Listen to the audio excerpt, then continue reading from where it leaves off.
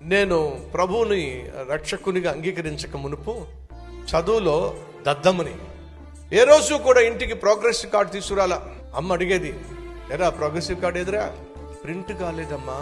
ఒట్టి మాట, ప్రింట్ కాకపోవడం ఏమిటి? అన్ని సున్నాలే. రెడ్డింగ్ మార్కులు చుట్టేసేవాడు. మా అమ్మ చావకూడదని చెప్పేసి ఆ ప్రోగ్రెస్ కార్డులో నేనే సంతకం పెట్టి ఇచ్చేసేవాడిని. చిన్న వయసులో చదువు సంధ్యల అబ్బల మీ సహోదరులు. ఈరోజు సతీష్ కుమార్ని చూస్తున్నప్పుడు మీకు చాలా ఆలోచనలు ఉంటాయి. కానీ ఒక విషయం తెలుసా, ఒకప్పుడు సతీష్ కుమార్ మొద్దు, ఆ మొద్దును తన చేతుల్లోకి తీసుకొని ఇదిగో ఈ విధంగా మలిచాడు నా ప్రభు అయిన యేసుక్రీస్తు. ఈరోజు ఈ అద్భుతమైన పరిచర్య ఈ విధంగా అనేక మందికి ఆశీర్వాదకరంగా ఆదర్శంగా మారిందంటే కారణం తెలుసా? అది దేవుని యొక్క జ్ఞానం. కల్వరి టెంపుల్లో మనం ఏది చేసినా సరే అనేక మంది సేవకులు దాన్ని ఆచరిస్తారు. కారణం తెలుసా?